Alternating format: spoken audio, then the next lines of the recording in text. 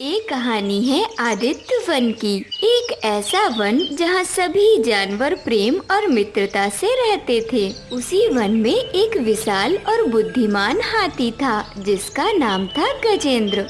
गजेंद्र सभी जानवरों का आदर करता था और वह अपनी शक्ति का उपयोग सिर्फ अच्छे कामों के लिए ही करता था। उसके दोस्तों में एक छोटा और चुलबुला बंदर भी था जिसका नाम था मधुर। मधुर हमेशा पेड़ों की शाखाओं पर कूदता फांदता रहता और अपनी चालाकियों से सबका मनोरंजन करता था। एक दिन गजेंद्र और मधुर की बातचीत हो रही थी। मधुर हमेशा की तरह उछलते कूदते हुए गजेंद्र की सूंड पर बैठा था। गजेंद्र, तुम तो इतने बड़े हो कि एक ही बार में पूरा केला खा सकते हो, फिर भी इतना धीरे धीरे क्यों खाते हो? अच्छा तो क्यों ना आज मैं तुम्हें एक पूरा केला खिलाऊं ताकि तुम जान सको कि मैं इतने धीरे क्यों खाता हूँ। मधुर ने सोचा कि ये मजेदार होगा।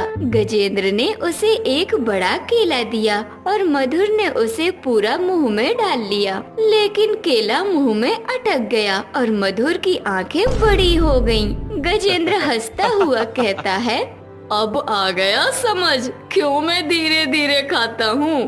मधुर की हालत देखकर बाकी जानवर भी हंसने लगे। मधुर ने आखिरकार केले को बाहर निकाला और सब ने मधुर की नादानी पर ठहाके लगाए। इसी तरह गजेंद्र और मधुर के बीच प्यारी प्यारी नोकझोंक होती रहती थी। एक दिन की बात है, गर्मी का मौसम था और सभी जानवर तालाब के किनारे बैठे थे। मधुर को अचानक शरारत सूझी। उसने गजेंद्र से कहा, गजेंद्र, तुम्हारे पास तो इतनी बड़ी सूंड है, क्या तुम मुझे उस पानी के झरने तक उड़ा सकते हो? गजेंद्र ने कहा, क्यों नहीं, और मधुर को सूंड से पकड़कर हवा में घुमाना शुरू कर दिया। मधुर हंसते हुए कहता है, अरे वाह, ऐसा लग रहा है जैसे कि मैं तो हवा में उड़ रहा हूँ।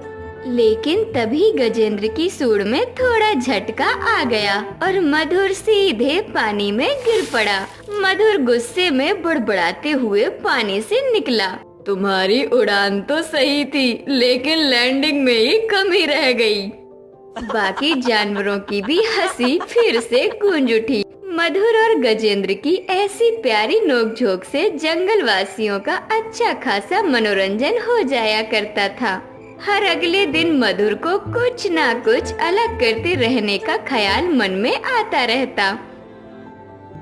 एक दिन मधुर को ख्याल आया कि वह भी किसी बड़े जानवर की तरह दहाड़ सकता है। उसने सभी जानवरों को इकट्ठा किया और कहा, देखो, मैं आज शेर की तरह दहाड़ूंगा।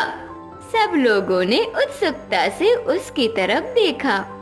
मधुर ने पूरी ताकत से मुंह खोला और गुर्र की आवाज निकाली, लेकिन उसकी दहाड़ सुनते ही सभी जानवर हंसते हंसते लोटपोट हो गए। मधुर, तुम्हारी दहाड़ तो म्याऊं से भी कमजोर निकली। मधुर ने हंसते हुए जवाब दिया, कम से कम मैंने कोशिश तो की। हाँ, अच्छी कोशिश थी, क्यों दोस्तों? गजेंद्र की बातों पर सभी हंसने लगते हैं। सभी जानवरों को हंसता हुआ देखकर मधुर को थोड़ा बुरा लगता है। वो सोचता है कि अगर वो गजेंद्र की तरह शक्तिशाली होता तो कोई भी जानवर उस पर नहीं हंसता। वो मन ही मन सोचने लगा कि वो ऐसा क्या करे जिससे सभी जंगलवासी उसे शक्तिशाली समझें। सोचते हुए उसके मन में फिर एक अजीबोगरीब तरकीब आती है। वो गजेंद्र के पास जाता है और कहता है, गजेंद्र, तुम इतने बड़े और शक्तिशाली हो, अगर मैं तुम्हारी तरह होता तो सब मुझसे डरते और मेरा सम्मान करते। गजेंद्र हाथी मुस्कुराता है, शक्ति का मतलब सिर्फ आकार और बल में नहीं होता मधुर, असली शक्ति हमारे मन और विचारों में होती है। अरे नहीं गजेंद्र, अगर मैं तुम्हारी पीठ पर बैठकर घूमूं तो लोग मुझे शक्तिशाली ही मानेंगे। गजेंद्र, क्या तुम मुझे अपनी पीठ पर बिठाकर जंगल में घुमा सकते हो?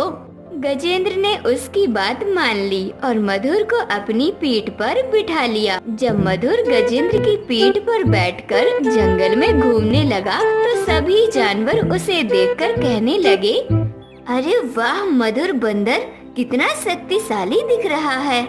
मधुर को अब यकीन हो गया कि वह भी शक्तिशाली हो गया है। लेकिन तभी जंगल में अचानक एक बड़ा तूफान आ गया। आप सभी पेड़ों के पीछे जाइए, मधुर तुम भी छुप जाओ।